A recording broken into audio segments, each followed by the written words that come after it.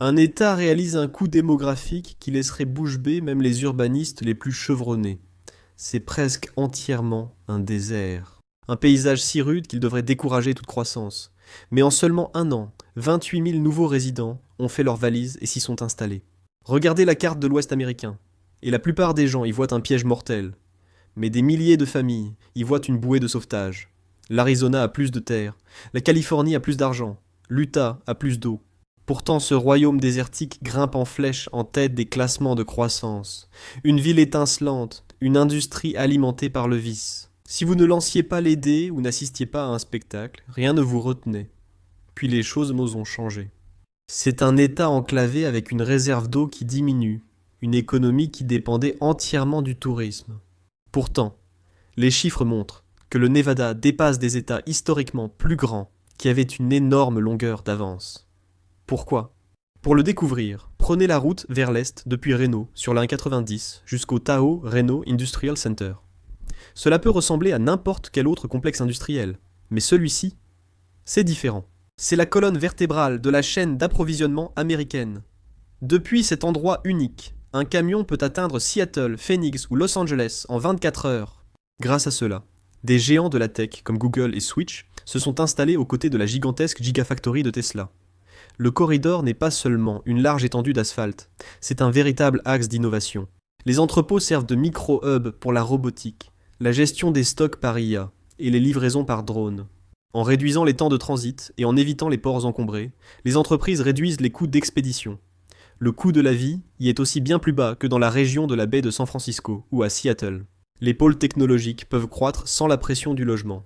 À Reno, les startups accèdent aux talents sans les trajets quotidiens pénibles. C'est un mini-écosystème de la Silicon Valley en plein désert. Le comté de Clark est en reconstruction. Le sud du Nevada n'est plus seulement une destination week-end, il devient un centre d'affaires.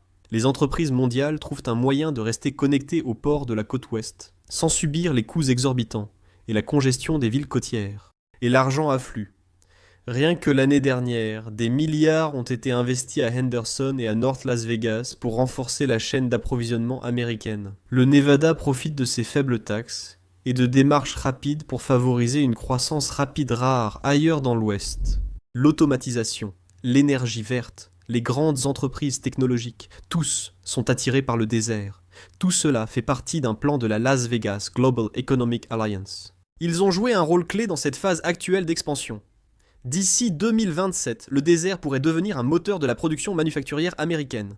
Mais tout cela n'est qu'en surface. L'un des facteurs les plus importants est caché dans le sol. Le Nevada repose sur le nouveau métal précieux, le lithium. Tucker Pass, juste autour du comté de Humboldt, abrite le plus grand gisement de lithium connu aux États-Unis.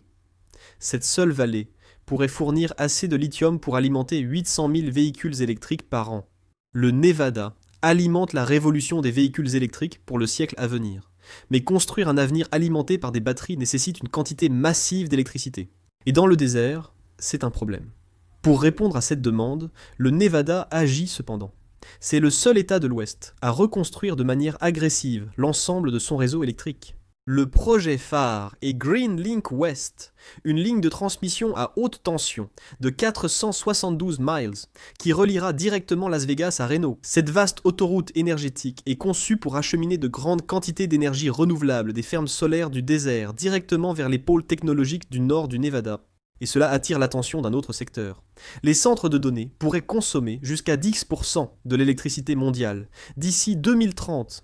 C'est autant d'énergie qu'un grand pays industriel comme le Japon consomme en une seule année. Avec de vastes étendues de terre et une réglementation stable, le Nevada est devenu un emplacement de choix pour ses installations. Pour faire fonctionner ses serveurs toute la journée, le Nevada construit le Gemini Solar Project. Situé juste à l'extérieur de Las Vegas, il agit comme une batterie de 1,4 GWh. Bien que l'État reste connecté au réseau énergétique de la Californie, ce projet permet au Nevada de dissocier sa croissance industrielle du réseau californien surchargé et vieillissant voisin. En produisant près de 950 MW grâce à ses propres centrales géothermiques, soit assez pour 700 000 foyers, le Nevada peut alimenter ses secteurs industriels et technologiques en pleine croissance sans dépendre de la Californie. La plus grande avancée dans ce domaine a eu lieu dans le comté de Humboldt, à Project Red. Fervo Energy a construit le premier système géothermique amélioré commercial aux États-Unis, exploitant des roches profondes et chaudes pour produire de l'énergie. Ils ont signé un important accord pour alimenter les centres de données de Google, un projet de plusieurs millions de dollars bénéfique pour l'environnement. Il utilise un système en circuit fermé qui consomme à peine d'eau. La même chaleur souterraine qui alimente le boom énergétique du Nevada contribue discrètement à atténuer la pression sur l'eau dans l'État. Voilà à quoi ressemble l'État à la croissance la plus rapide vue de l'intérieur. Un réseau électrique reconstruit à partir de zéro pour alimenter des industries qui n'existaient pas ici, il y a 5 ans. Pendant que le Nevada construit son infrastructure physique, il reconfigure aussi son infrastructure juridique. Pendant un siècle, le Delaware a dominé le monde des entreprises américaines. Si vous lanciez une grande entreprise, vous la constituez là-bas. Mais un nouveau mouvement émerge. D'exit. Les entreprises se retirent, peut-être c'est un exode. Et il n'y a qu'un seul endroit où elles vont. Des géants du capital risque et des entreprises cotées en bourse comme Fidelity National Financial, Roblox et AMC Networks quittent le Delaware et déplacent leur siège juridique au Nevada. Pourquoi ce changement ? Eh bien, les tribunaux du Delaware sont devenus imprévisibles. Ils annulent d'énormes packages de rémunération de PDG et remettent en question l'indépendance des conseils d'administration. Pour les fondateurs et investisseurs, c'est un cauchemar. Mais le Nevada y a vu une opportunité pour rivaliser avec d'autres États. Ils ont mis en place un système qui redonne le pouvoir aux propriétaires. Les administrateurs sont protégés contre les poursuites judiciaires, sauf en cas de fraude intentionnelle ou de faute avérée. C'était un solide bouclier juridique, protégeant le capital des excès judiciaires. Les lois spéciales du Nevada font de l'État un vaste terrain d'expérimentation pour de nouvelles entreprises. Ils se focalisent sur les prêts pilotés par l'IA et les ventes numériques ultra sécurisées. Les entreprises s'installent au Nevada pour l'absence d'impôts de franchise et des lois strictes sur la vie privée. Mais la croissance est surtout motivée par l'argent. Plus précisément, l'argent du capital risque. Comme le Nevada n'a pas d'impôt sur les sociétés, ces startups peuvent s'étendre dans d'autres États sans être frappées 2 fois par de lourdes charges fiscales étatiques. Cela fait du Nevada la base idéale pour une entreprise qui veut se développer rapidement. Alors que des États comme la Californie débattent de nouveaux impôts pour les riches, les tranches d'imposition du Nevada agissent comme un aimant. Au cours des 5 dernières années, l'État a attiré 500 millions de dollars d'investissements privés. C'est de l'argent qui serait peut-être resté en Californie si ce n'était pas à cause de ses impôts élevés et de ses obstacles réglementaires. D'ici 2030, le Nevada devrait accueillir 10 000 nouvelles entreprises transformant les pertes d'un État en la croissance d'un autre. Les grands acteurs déplacent aussi des équipes entières, pas seulement leur siège social. Quand Roblox a déplacé son domicile juridique au Nevada, cela a entraîné une vague de services de soutien, suivie par des cabinets d'avocats, comptables et agences de recrutement. Le Nevada est un terrain d'essai, finançant des startups d'IA qui n'auraient pas existé ou survécu autrement sur les marchés côtiers. Le Delaware a bâti sa domination en plus d'1 siècle, alors que le Nevada en a pris une part en seulement 5 ans. Cette rapidité explique pourquoi le Nevada domine les classements de croissance. Et souvenez-vous, si vous aimez ces analyses approfondies de la géographie, n'oubliez pas de vous abonner. Ainsi, vous serez le premier à savoir quand le Nevada ajoutera une nouvelle ville. Mais il y a un défi dans tout cela qui pourrait stopper l'État net. Et c'est l'eau. C'est l'argument principal que chaque critique utilise. Le Nevada va manquer d'eau. En ce moment, le lac Mead est à environ 34% de sa capacité. Et une pénurie de niveau 1 a déjà été déclarée. Sur le papier, le Nevada devrait dépérir. Pourtant, il prospère. Pourquoi ? Parce que l'État traite l'eau comme un actif financier. Cette stratégie est essentielle à l'histoire de la croissance du Nevada, et partout aux États-Unis, on commence à le remarquer. Le Nevada est devenu un leader mondial dans le recyclage en boucle fermée de l'eau. Presque chaque gallon utilisé à l'intérieur, dans les éviers, les douches ou les lave-vaisselle, est récupéré, traité selon les normes d'eau potable, puis renvoyé au lac Mead. Cela permet à l'État d'obtenir des crédits de retour. Pour chaque gallon qu'ils remettent, ils en récupèrent un autre. Cela a représenté une grande victoire pour le Nevada. Le sud du Nevada utilise 48% moins d'eau par personne qu'il y a 20 ans, même si la population a explosé. En gros, ils échangent de l'eau. Le désert a transformé l'un de ses plus grands défis en un avantage caché. C'est une efficacité que les États rivaux ne peuvent pas égaler. Cependant, si le niveau du Colorado baisse plus vite que prévu par les ingénieurs, ce système pourrait atteindre sa limite. Avec des réservoirs d'énergie géothermique encore inexploités sous ses pieds, la géologie unique du Nevada ne fait pas que stimuler la croissance. C'est une solution intégrée aux défis de ressources les plus difficiles du désert, Cette expansion rapide pousse les États voisins à faire face à leurs propres défis. L'étalement urbain en Arizona implique des milliers de miles de nouvelles canalisations, lignes électriques et routes, avec des coûts d'entretien toujours en hausse. Chaque mile de nouvelles autoroutes dans la région métropolitaine de Phoenix coûte environ 20 millions de dollars à construire. C'est plus du double de la dépense habituelle du Nevada par mile pour l'expansion des autoroutes, dans ces corridors à forte croissance. Le coût logistique du transport de l'eau est également un énorme fardeau. Pomper de l'eau sur 336 miles en montée depuis le fleuve Colorado via le Central Arizona Project consomme assez d'énergie pour alimenter 100 000 foyers. Les canalisations plus courtes du Nevada nécessitent une fraction de cette énergie. Dans le comté de Pinal, en Arizona, l'épuisement des eaux souterraines provoque un affaissement du sol de quelques centimètres chaque année, ce qui met en évidence un contraste frappant avec le Nevada, où la baisse des nappes phréatiques a été bien moins spectaculaire. À l'est, l'Utah est confronté à un autre goulet d'étranglement géographique. Le corridor étroit de la Wasatch Front, où vivent 80% des 3,55 millions d'habitants de l'État. Le logement dans le comté de Salt Lake coûte en moyenne un demi-million de dollars, presque 2 fois plus que la médiane au Nevada, où certains comtés connaissent la croissance la plus rapide. Plus au nord, la congestion de la Front Range du Colorado piège 70% de ses habitants, faisant grimper les coûts des infrastructures à 10 milliards de dollars pour l'élargissement des autoroutes dans les canyons. C'est à peu près 3 fois ce que le Nevada a dépensé pour des améliorations similaires des autoroutes dans les régions de Reno et de Las Vegas. Même l'Idaho doit gérer des forêts exposées aux incendies et des ressources en eau limitées provenant de la Snake River. Cela a conduit ces compagnies d'électricité à investir environ 800 millions de dollars par an dans l'infrastructure du réseau électrique et sa résilience. Les mesures anti-incendie et l'amélioration du réseau au Nevada ont coûté moins de la moitié de ce montant. Chaque État que le Nevada dépasse a mis en place des systèmes rigides qui les ont limités, des systèmes qu'ils n'ont pas pu changer assez rapidement. Le Nevada n'avait aucun système hérité du passé, juste la liberté d'agir rapidement.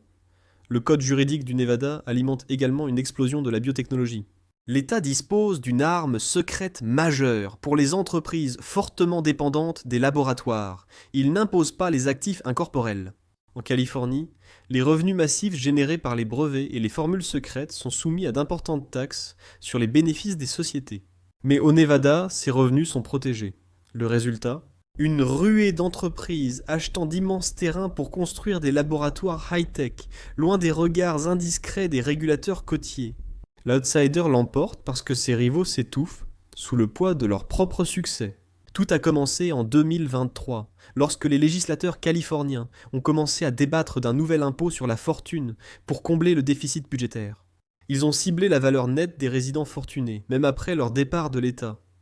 Mais le Nevada offre une protection constitutionnelle. Les documents fondateurs de l'État ont effectivement interdit l'impôt sur le revenu des particuliers, en faisant un véritable havre pour les grandes entreprises. Le véritable choc survient lorsqu'un milliardaire transfère sa résidence légale à Incline Village. Du jour au lendemain, la base fiscale d'un comté entier de Californie disparaît. Le Nevada absorbe cette richesse sans créer le moindre programme social coûteux pour l'attirer. Il se contente simplement de ne pas intervenir. C'est un avantage concurrentiel auquel les lois fiscales de la Californie ne s'attendaient pas. Mais l'impôt sur la fortune n'est qu'un symptôme d'un État en crise. Les familles de la classe moyenne aux salaires à 6 chiffres sont contraintes de consacrer près de la moitié de leur salaire au loyer. À San Diego et dans la région de la baie, une maison typique coûte maintenant bien plus d'1 million de dollars. Et encore, c'est une estimation généreuse. Alors qu'il y a seulement 10 ans, le prix médian d'une maison au Nevada était de 250 000 dollars. Aujourd'hui, une famille californienne peut vendre un bungalow exigu pour 1,1 million de dollars et acheter une maison 2 fois plus grande au Nevada pour 500 000. C'est 600 000 dollars de plus-value qui arrivent directement sur leur compte, ce qui montre l'augmentation de la richesse qui quitte la Californie. Pas étonnant que les gens déménagent. 47% de tous les nouveaux arrivants dans la région de Las Vegas viennent de Californie. Ils apportent avec eux leur richesse, leurs compétences et leur ambition. Le Nevada ne se contente pas de les accueillir, il leur offre aussi un tout nouvel environnement fiscal. Mais l'État doré se désagrège d'autres façons que peu de gens comprennent vraiment. Les incendies de forêt deviennent des catastrophes annuelles, forçant des évacuations, détruisant des maisons et augmentant le coût des assurances. Cela rend l'assurance presque impossible à obtenir pour les familles de la classe moyenne. Les coupures d'électricité tournante qui frappent les grands pôles technologiques et les centres urbains nuisent à la productivité des entreprises et rendent l'expansion risquée. Outre l'énergie, La Californie affronte un labyrinthe réglementaire.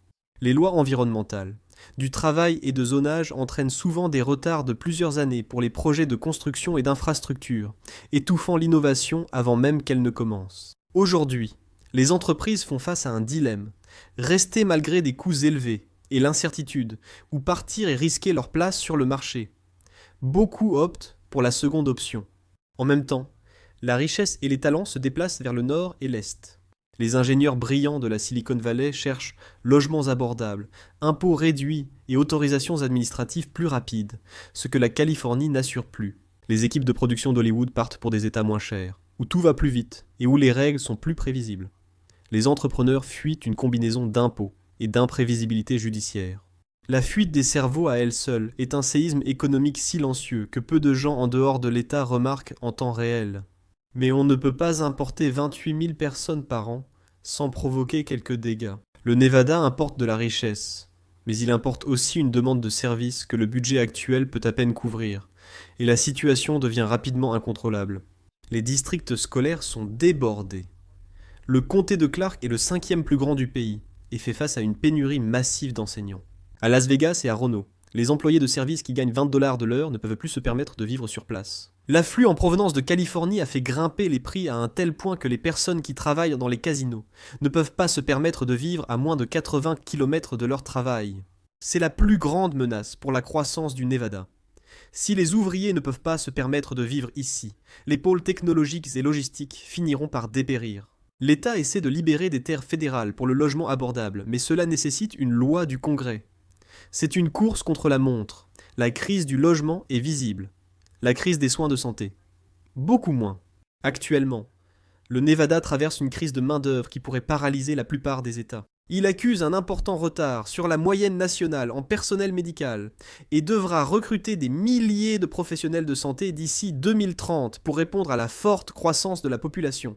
Pour résoudre ce problème, Las Vegas ne mise plus seulement sur les cartes, elle mise désormais sur la recherche clinique. Un nouveau bâtiment d'enseignement médical de 150 millions de dollars est en train de sortir de terre dans le quartier médical de Las Vegas. L'objectif est de transformer ce quartier en un incubateur de biosciences, un endroit où la recherche en laboratoire devient des traitements concrets en quelques mois, et non en plusieurs années. Actuellement, le Nevada génère environ 20 milliards de dollars par an grâce aux soins de santé, faisant de ce secteur un moteur naturel de croissance. On prévoit que cela rapportera 300 millions de dollars de revenus chaque année, créant ainsi une voie de carrière stable et bien rémunérée qui ne dépend pas du nombre de personnes assises à une table de blackjack. Avant de poursuivre notre voyage du jour sur la carte, je voudrais remercier le sponsor du jour, Mintos, une plateforme d'investissement où vous pouvez commencer à investir avec seulement 50 €. Avant d'aller plus loin, clarifions 2 idées reçues sur l'investissement. Mythe numéro 1. Les actions sont le seul moyen de faire croître régulièrement votre épargne. Eh bien, les actions sont volatiles. L'indice américain S&P 500 subit de fortes baisses chaque année, et en 2025, il a chuté de près de 19% avant de se redresser. Cela peut être stressant et amener de nombreux investisseurs à faire des erreurs coûteuses et émotionnelles. Mythe numéro 2. Les actifs à revenus fixes sont complexes et non destinés aux investisseurs ordinaires. En réalité, investir dans le revenu fixe est plus simple que vous ne le pensez. Le marché européen des investissements alternatifs de détail a presque doublé en seulement 5 ans. C'est là que Mintos entre en jeu. Mintos est une plateforme facile à utiliser qui vous permet d'investir dans des prêts, des obligations et de l'immobilier en seulement quelques clics. L'objectif est simple. Gagner un revenu régulier sans dépendre des hauts et des bas du marché boursier et diversifier votre risque. Les prêts sur Mintos ont offert un rendement net annuel, moyen de 8,8% depuis 2015, ce qui est supérieur à un compte d'épargne. Mintos a été fondé en 2014 et compte plus de 700 000 investisseurs à travers l'Europe, gérant plus de 800 millions d'euros d'actifs pour les investisseurs. Commencez à investir avec seulement 50 € et optez pour une gestion entièrement automatisée, ou prenez le contrôle total. Pour recevoir un bonus de bienvenue exclusif, scannez le code QR ou cliquez sur le lien dans la description. Commencez à investir dès aujourd'hui avec Mintos et faites fructifier votre argent. Parallèlement aux soins de santé, le Nevada investit dans l'éducation et la formation professionnelle adaptée à sa nouvelle économie. L'Université du Nevada collabore avec des entreprises d'énergie renouvelable pour former des ingénieurs, techniciens de laboratoire et spécialistes prêts à rejoindre le secteur en expansion de l'énergie propre de l'État. Cependant, Même le miracle de l'expansion du Nevada a ses limites. Le système de recyclage et les réserves d'eau du Nevada lui offrent une certaine marge de manœuvre, un avantage dont ne bénéficient pas les autres États. Le Bureau of Reclamation a proposé de fortes réductions de l'usage du fleuve Colorado, si les États ne parviennent pas rapidement à un accord. En acceptant volontairement la réduction, le Nevada se positionne comme l'adulte responsable à la table, mettant le gouvernement fédéral au défi d'imposer des réductions encore plus importantes à ses voisins comme la Californie et l'Arizona. Si le niveau du fleuve Colorado baisse encore, le système fermé ne suffira plus. Les réductions s'accentuent, risquant une coupure générale.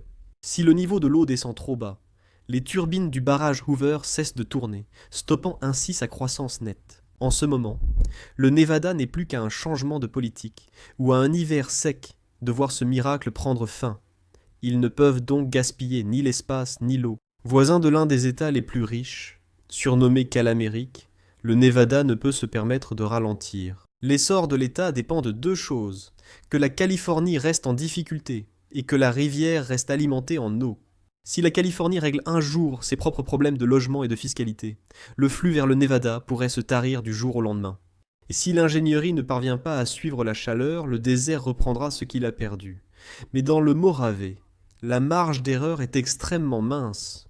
Cela rend la croissance du Nevada d'autant plus remarquable et d'autant plus fragile. Merci de m'avoir rejoint aujourd'hui. J'espère que la vidéo vous a plu. Pour voir d'autres vidéos similaires, abonnez-vous et activez les notifications. Cela compte vraiment. Merci encore, et je vous retrouve la prochaine fois sur ma PAC. Il y a un lieu, en Amérique, où l'on pourrait commettre un meurtre sans risquer d'ennui, et ce n'est pas secret. Imaginez randonner sur le Beckler River Trail de Yellowstone. Vous êtes au cœur de la forêt, à plus de 15 km de la route la plus proche, en traversant un petit ruisseau non marqué. Vous quittez sans le savoir le Wyoming pour l'Idaho. Les arbres se ressemblent, l'air est tout aussi rare, mais légalement, tout vient de changer. Et cet endroit est connu sous le nom de la zone de la mort. Ici, la plupart des gens s'inquiètent des ours, pas de la Constitution. Mais c'est justement ça qui devrait les inquiéter. Parce que dans cette parcelle précise de forêt, la loi n'échoue pas parce qu'elle est faible, elle échoue parce qu'elle suit parfaitement ses propres règles. Et c'est là que ça devient dangereux. Yellowstone est une machine très bien rodée qui génère chaque année des centaines de millions en dépenses touristiques. Mais dans ce coin précis du parc, le système se heurte à quelque chose qu'il ne peut pas résoudre. Vous n'êtes plus soumis à la loi de l'État. Vous êtes dans une enclave fédérale, ce qui signifie que le FBI et le ministère de la Justice sont aux commandes. Le document qui leur confère ce pouvoir est aussi la raison pour laquelle ils pourraient ne pas l'exercer. C'est là que le problème débute. La Constitution est une liste de procédures. Lorsque ces procédures ne peuvent pas être suivies, la justice s'arrête net. Et ici, l'une de ces procédures devient impossible. Pourquoi la loi échoue-t-elle ici ? Normalement, les districts suivent les frontières des États. L'Oregon reste en Oregon, la Floride reste en Floride. Mais Yellowstone est différent, parce qu'il s'étend sur 3 États différents. Le Wyoming, le Montana et l'Idaho. Le Congrès a pris un raccourci. Cela semblait simple, bien sûr, mais cette décision a créé un problème que personne n'a remarqué pendant plus d'un siècle. Le 6e amendement stipule qu'un accusé a le droit à un procès devant un jury impartial de l'État et du district où le crime a eu lieu. Un mot y est important. Et il ne dit pas « où », il dit « et ». Ce petit mot est le problème. Parce que si un crime fédéral se produit dans le coin de l'Idaho du parc de Yellowstone, votre jury doit être composé de personnes qui vivent à la fois dans l'Idaho et dans le district fédéral du Wyoming, ce qui n'existe pas. La zone de la mort à Yellowstone qui se trouve dans l'Idaho compte 0 habitants. Pas de maison, pas d'hôtel, pas d'habitants. C'est une zone d'environ la taille de Washington, DC, isolée, non signalée et impossible à distinguer du reste du parc, ce qui signifie qu'il n'y a aucun juré. Ni de l'Idaho, ni du Wyoming. Il n'y a littéralement personne que vous puissiez légalement convoquer pour être juré. Si vous ne pouvez pas former un jury pour un crime grave, vous ne pouvez tout simplement pas poursuivre le procès. C'est une faille parfaitement légale cachée au sein de l'un des parcs nationaux les plus célèbres d'Amérique. Ce piège ne se referme que pour les infractions les plus graves. Excès de vitesse, camping illégal, pas de problème, un juge peut s'en occuper. Mais pour toute infraction passible de plus de 6 mois de prison, la Constitution garantit un procès devant jury. Donc ici, ils ne peuvent pas légalement aller plus loin. La loi elle-même est la seule chose qui sépare le crime de la punition. Un braconnier avec un carabine de forte puissance, ou quelqu'un qui fuit d'un autre État, Chaque plan, chaque étape est exécutée en sachant que la loi ne peut pas suivre. Dans ce vide, les règles ordinaires de la justice disparaissent, remplacées par la logique étrange de l'impossibilité procédurale. Ce n'est pas un bug du système, c'est un point final. Pendant plus de 100 ans, ce problème est passé inaperçu. Puis, un professeur de droit nommé Brian Kalt l'a découvert. En 2004, il étudiait simplement le 6e amendement et la façon dont les districts fédéraux étaient tracés sur une carte. Mais ensuite, il a remarqué quelque chose d'impossible. Les lignes s'étendaient jusqu'au Montana et à l'Idaho, ce qui rendait la formation d'un jury là-bas constitutionnellement impossible. Il n'était pas enthousiaste, il était horrifié. C'était un endroit où la Constitution exigeait quelque chose qui ne pouvait physiquement pas se produire. Peu d'autres pays permettent qu'une telle faille juridique subsiste à l'intérieur d'un parc national. Au Canada, par exemple, les parcs nationaux relèvent de la compétence provinciale ou fédérale, mais les districts judiciaires sont toujours délimités de manière à garantir qu'un jury puisse être constitué. Même dans les régions isolées, les gouvernements prévoient des plans de secours. Les États-Unis se distinguent parce que la Constitution est absolue, mais des droits absolus entrent en collision avec la géographie physique, créant ainsi une faille unique dans le monde développé. En 2005, Kalt a publié un article intitulé The Perfect Crime, non pas pour l'encourager bien sûr, mais pour pousser quelqu'un à y remédier. Il a envoyé des copies au département de la justice, au procureur fédéral du Wyoming et à des membres du Congrès. Il s'attendait à une réponse rapide. À la place, il n'a eu que le silence. Le département de la justice a adopté une position officieuse qui ignorait essentiellement le problème. La faille n'existait pas tant qu'un tribunal ne disait pas qu'elle existait. Il pensait pouvoir déplacer le procès ou trouver une solution. Mais Kalt savait que le 6e amendement ne fonctionne pas ainsi. On ne peut pas simplement déplacer un procès parce que la Constitution est gênante. C'est précisément ce que la Déclaration des droits visait à empêcher. Kalt craignait que son article ne serve de manuel pour commettre des crimes, ayant donné les coordonnées et arguments juridiques pour être acquitté d'une accusation de meurtre. Yellowstone est passé d'un lieu de merveille naturelle à un lieu de mystère juridique. L'article de Kalt est devenu un phénomène viral, inspirant des romans et des émissions télé. Mais malgré la célébrité de la zone de la mort, le statut juridique réel de cette terre reste inchangé. Il en existe un exemple concret. En 2005, un homme nommé Mike Beldurin a été surpris en train de braconner dans la partie du Montana du parc de Yellowstone. Ce n'était pas un meurtrier, juste un chasseur qui a abattu un grand wapiti, là où il n'aurait pas dû. Lorsque l'affaire est arrivée au tribunal, ses avocats ont évoqué la faille de Brian Kalt. Ils ont demandé un jury du Montana, pas du Wyoming, ce que le juge a rejeté. Le gouvernement a accepté un accord de plaidoyer. Beldurin a été condamné à 4 ans de prison, des amendes et des dédommagements. Il a accepté, dans l'accord, de ne pas contester la zone de la mort devant une juridiction supérieure. C'est ainsi que le système traite les failles connues. On contient le problème discrètement, on gère les symptômes, et on laisse la faille subsister. La faille de 50 miles carrés reste largement inexplorée, telle une bombe à retardement constitutionnel tapie dans l'arrière-pays. Le gouvernement a eu de la chance avec Beldurin, mais la zone de la mort ne nécessite pas un accusé coopératif. Il suffit simplement que quelqu'un connaisse la loi mieux que le procureur, et qu'il ait les coordonnées d'une parcelle de 50 miles carrés dans l'Idaho, que Brian Kalt a identifiée pour que tout le monde puisse la trouver. Les coordonnées sont publiques, l'argument juridique est publié. N'importe qui prêt à faire les recherches pourrait entrer dans cette forêt, en sachant exactement ce que la loi peut ou ne peut pas lui faire, et pendant des années, cela est resté théorique.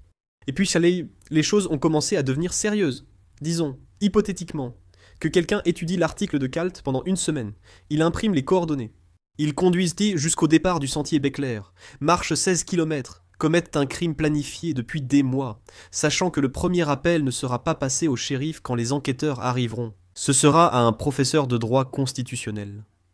Et ce professeur leur dira la même chose que Kalt a dite au ministère de la Justice en 2005, il n'y a pas de jury à convoquer.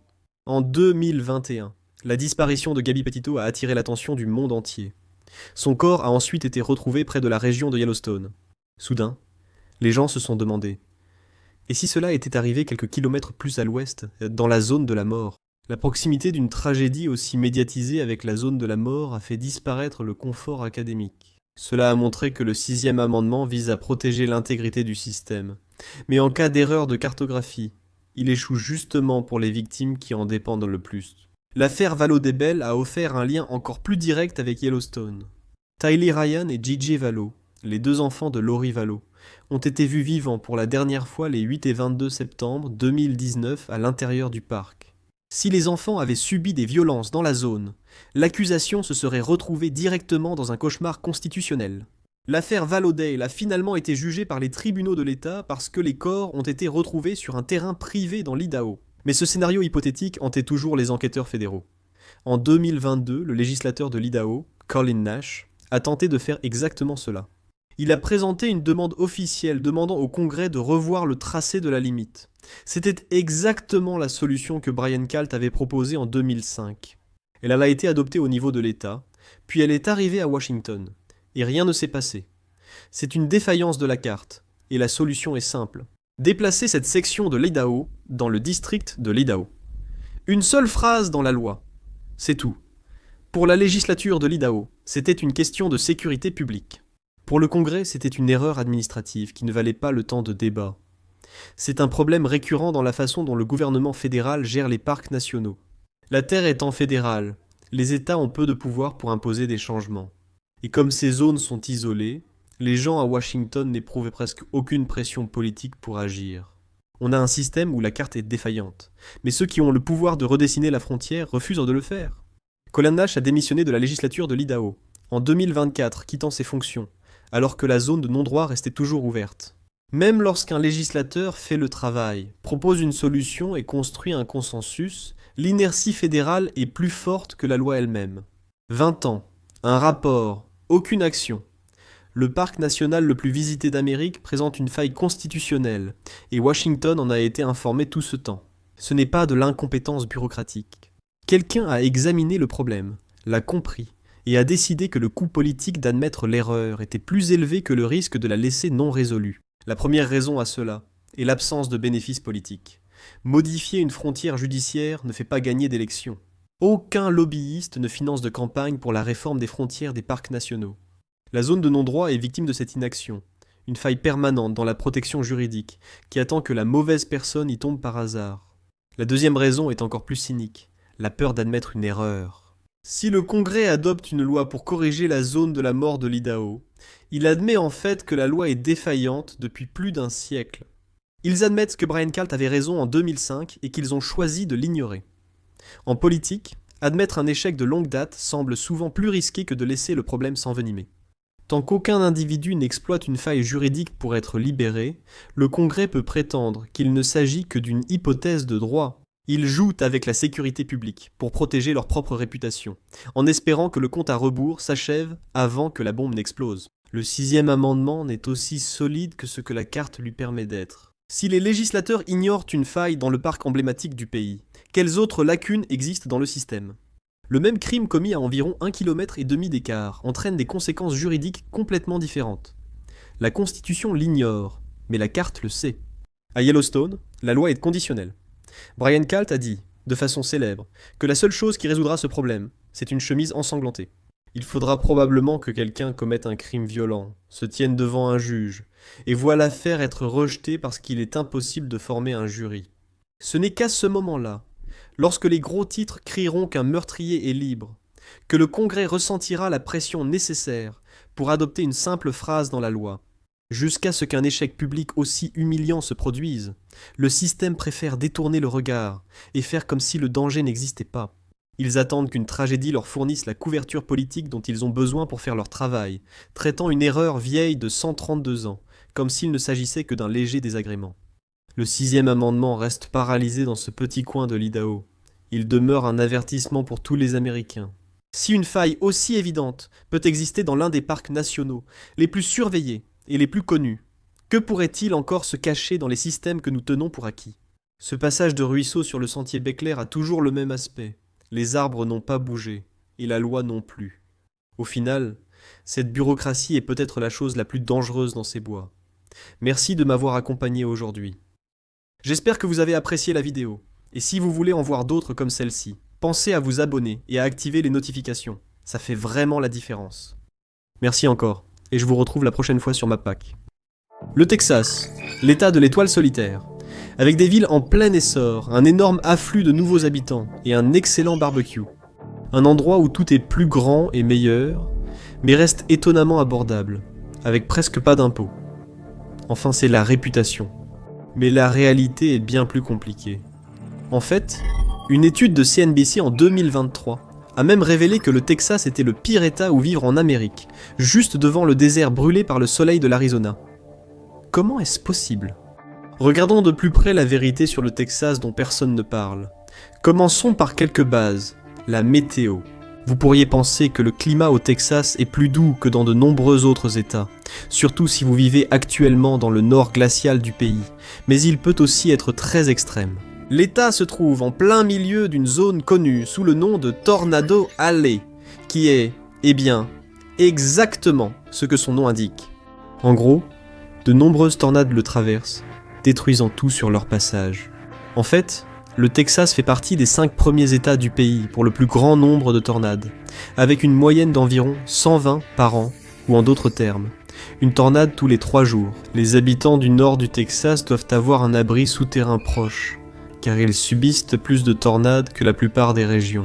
Bien que vous puissiez généralement vous protéger des tornades en vous réfugiant sous terre, vous ne pouvez pas emmener toute votre maison avec vous. Et des vents de 250 miles à l'heure, soit 402 km à l'heure, ne font pas bon ménage avec les toits et les murs. Cela signifie que, à moins d'avoir une excellente assurance contre les tornades, généralement une couverture complémentaire spécifique, ce qui est peu probable comme vous le verrez plus tard, les tornades peuvent causer des dégâts dévastateurs à vos finances. Si vous êtes dans le sud-est, vous n'avez pas trop à vous inquiéter des tornades, mais vous serez frappé de plein fouet par les ouragans. Il n'y a pratiquement aucun coin de l'État qui échappe aux catastrophes naturelles. Étant donné que le Texas borde le golfe d'Amérique, ex-golfe du Mexique, la côte et certaines villes intérieures sont donc très vulnérables. Comme certaines des plus grandes villes du Texas, y compris Houston, la 4e plus grande ville du pays, se trouve directement sur la côte. Cela pose un énorme problème. Le 25 août 2017, l'ouragan Harvey a touché terre juste au nord-est de Corpus Christi, après s'être intensifié en ouragan de catégorie 4 alors qu'il fonçait vers la côte texane. Les rafales de vent ont mis hors service l'aéroport international et causé de graves dégâts dans les villes côtières, détruisant des centaines de maisons et de commerces dans la région de Rockport et Fulton. L'eau et l'électricité ont été coupées pendant des semaines. Vous verrez que ce n'est pas si rare que ça au Texas. 103 personnes sont mortes dans l'État, et la NOAA, l'Agence américaine d'observation océanique et atmosphérique, a estimé les dégâts totaux à environ 125 milliards de dollars, bien que certains chiffres soient encore plus élevés. Malheureusement, la saison des ouragans va probablement empirer avec le temps à cause du changement climatique, ce qui rend la vie sur la côte texane assez risquée. Et si tout cela ne suffisait pas, en raison des conditions sèches et chaudes dans de grandes parties de l'État, le Texas est souvent ravagé par des incendies de forêt. En février 2024, l'incendie de Smokehouse Creek a éclaté, après qu'un poteau électrique a fait tomber une ligne électrique. Il a rapidement couvert plus de 1,1 million d'acres, soit 445 154 hectares, en seulement une semaine, brûlant une superficie légèrement supérieure à celle de Rhode Island. Les dégâts ont été si importants qu'il est devenu le plus grand incendie de l'histoire du Texas et le 9e plus grand incendie de toute l'histoire des États-Unis. Nous n'avons même pas évoqué la grêle de la taille d'une balle de golf, les crues soudaines et les orages. Cette avalanche de catastrophes a naturellement commencé à affecter la capacité des propriétaires à s'assurer. Le risque lié aux phénomènes météorologiques extrêmes augmente en raison du changement climatique, et de nombreuses compagnies d'assurance imposent des primes exorbitantes à Houston et sur la côte environnante, ou refusent carrément d'assurer les propriétaires. Selon Bankrate, le Texas est actuellement le 6e État le plus cher pour l'assurance habitation, avec une prime annuelle moyenne d'un peu plus de 4 000 $ pour une maison d'une valeur de 300 000 $. Le site d'assurance Insurify estime qu'en raison de phénomènes météorologiques de plus en plus violents, le Texas passera à la 5e place d'ici la fin de 2025. Alors, à quel point la météo s'aggrave-t-elle réellement au Texas ? Eh bien, la NOAA suit la gravité des catastrophes naturelles au Texas et a montré qu'au début des années 2000, l'État connaissait environ 2,5 catastrophes météorologiques par an, causant des dégâts de plusieurs milliards. Au milieu des années 2020, ce chiffre était passé à 8,5 catastrophes météorologiques par an. Cela a eu un impact sérieux, non seulement sur les résidents de longue date dans les zones sujettes aux ouragans, mais aussi sur les nombreux nouveaux arrivants qui ont déménagé au Texas pour l'immobilier relativement abordable. Aujourd'hui, beaucoup font face à des primes d'assurance exorbitantes, ou pire, à la perspective que les compagnies d'assurance refusent carrément d'assurer leur logement l'année prochaine. D'autres régions de l'État sont confrontées à de forts vents. Amarillo, Texas, est en fait classée comme la ville la plus venteuse des États-Unis. En raison du manque relatif de végétation et d'humidité dans ces régions, les tempêtes de poussière peuvent être violentes, et cela avant même de parler de la qualité de l'air, mais nous y reviendrons bientôt. Voici à quoi ressemble Denton, Texas, en plein milieu d'une tempête de poussière. Étrangement, le même État qui est sujet à la sécheresse est aussi sujet aux inondations, mais ces extrêmes signifient également que l'utilisation de l'eau est parfois restreinte pour s'assurer qu'il y en ait assez pour tout le monde. Au moins, durant ces étés texans brûlants et parfois humides, selon la région, vous pouvez compter sur la climatisation pour rester au frais, non ? Eh bien, peut-être. Le Texas a un réseau électrique unique, et pas dans le bon sens du terme. Il est en grande partie déconnecté du reste des États-Unis, une décision ancrée dans le farouche esprit d'indépendance de l'État, qui s'étend apparemment même aux lignes électriques. Pour ceux qui ne savent pas pourquoi le Texas est aussi obsédé par l'indépendance, voici un peu d'histoire. Le Texas faisait autrefois partie du Mexique jusqu'à ce qu'il se révolte et se déclare république indépendante. Il est resté une nation souveraine pendant près d'une décennie, du 2 mars 1836 au 19 février 1846. La sécession est encore un sujet souvent évoqué par certains hommes politiques et citoyens texans, lorsque la politique fédérale ne semble pas aller dans leur sens. Un sondage de 2024, réalisé par Redfield et Wilton Strategies, a révélé que 33% des Texans soutenaient la sécession. Bien que cela ne représente pas une majorité, c'est certainement un chiffre significatif. Cette histoire d'indépendance a influencé la politique de l'État jusqu'à aujourd'hui, car les Texans ont souvent le sentiment de vouloir fonctionner sans trop d'ingérence du gouvernement fédéral. L'expression « ne me faire de Muslim », ne me marchez pas dessus, est souvent utilisée lors de manifestations politiques pour signifier le sentiment d'indépendance du Texas. Cependant, cela a également conduit le Texas à vouloir garder beaucoup de contrôle sur ses propres affaires, notamment sa production d'électricité. Malheureusement, le réseau électrique du Texas a tendance à tomber en panne lorsqu'on en a le plus besoin, en partie à cause de l'Electric Reliability Council of Texas, ironiquement nommé, ou ERCOT. Le réseau tombe surtout en panne lors de conditions météorologiques extrêmes, ce qui n'est pas rare au Texas. Vous vous rappelez sans doute quand en 2021, l'État a fait la une après la panne totale de son réseau électrique pendant plusieurs jours durant la tempête hivernale Uri. Une tempête de neige a frappé l'État, déposant entre 3 et 6 pouces, soit 7,6 à 15 cm de neige, sur des villes comme Dallas et Austin. Peut-être que cela ne semble pas énorme, mais dans un État qui n'est pas habitué à ce genre de météo, l'électricité, le chauffage et l'eau des habitants ont été coupés. Les habitants ont dû allumer des feux et se blottir sous des couvertures pour se réchauffer. Au final, plus de 200 personnes sont mortes à cause du manque de services essentiels et des températures glaciales. Depuis ce moment-là, de nombreux Texans sont anxieux à l'idée de futures tempêtes de neige ou de vagues de froid, se conseillant mutuellement de faire des réserves d'eau en bouteilles, de nourriture et de papier toilette, même avant que les températures ne descendent sous zéro et sans qu'aucune tempête ne soit annoncée. Ce n'est pas bon signe pour votre état lorsque le thermomètre atteint -4 degrés Celsius, soit 25 degrés Fahrenheit, et que cela transforme les citoyens en survivalistes. Mais sûrement que le gouvernement de l'État a tiré des leçons de ses erreurs et a agi après un échec aussi public de son réseau électrique. Eh bien, certaines personnes ont essayé en poursuivant la compagnie d'électricité en justice. Malheureusement, le tribunal a statué que le réseau électrique privé du Texas n'a aucune obligation de fournir de l'électricité en temps de crise. Le Texas, estimant qu'un réseau peu fiable ne suffisait pas, a aussi déréglementé les tarifs de l'électricité. Même si ce n'est pas un problème pour ceux ayant des contrats d'énergie à tarif fixe, certains Texans ont encore des contrats à tarif variable, ce qui fait que lorsque l'électricité est difficile à fournir, les compagnies augmentent fortement leurs prix. Par exemple, pendant la tempête hivernale Uri, la Commission des services publics du Texas a laissé le prix de l'électricité grimper à 9 $ par kWh, contre le prix habituel de 1200 par kWh, soit une augmentation de 7400%. Cela signifie que le coût relativement bas du logement au Texas, dont le prix médian est estimé à 339 500 $ en 2025, n'en vaut peut-être pas vraiment la peine. Mais éloignons-nous un instant des grands problèmes du Texas pour nous concentrer sur quelque chose de plus petit, beaucoup plus petit. Et il s'agit de ce que certains habitants surnomment en plaisantant l'oiseau officiel du Texas, le cafard. Saviez-vous que Houston a été classée la ville la plus sale des États-Unis ? Elle a obtenu ce titre pour plusieurs raisons.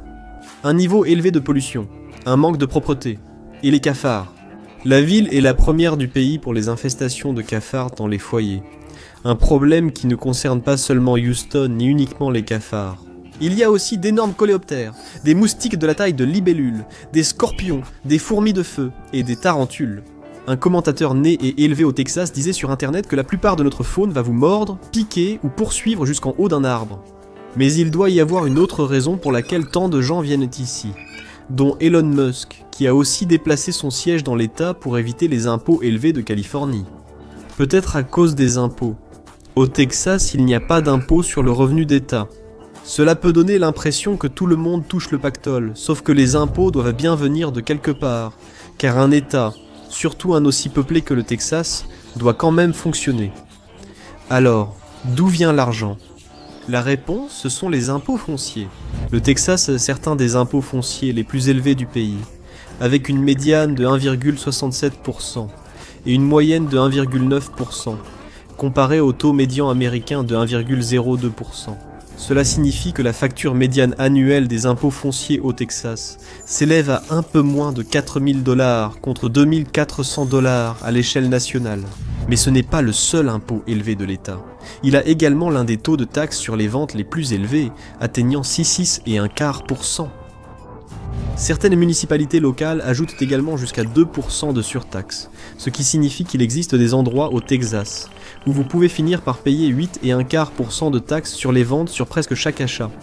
Cela place la taxe sur les ventes de l'État au 13e rang parmi les États américains, même si cela ne tient pas compte des 2% supplémentaires que de nombreuses zones locales et entreprises imposent. Donc, même s'il n'y a pas d'impôt sur le revenu d'État, les gens ne finissent peut-être pas par économiser beaucoup en déménageant au Texas, à cause de tous les autres coûts cachés. Sans parler du fait que les taxes foncières élevées sont allouées à presque tout ce pourquoi un impôt d'État serait généralement utilisé, ce qui crée d'autres problèmes, principalement avec les écoles. Dans la majeure partie des États-Unis financent les écoles publiques locales par les taxes foncières.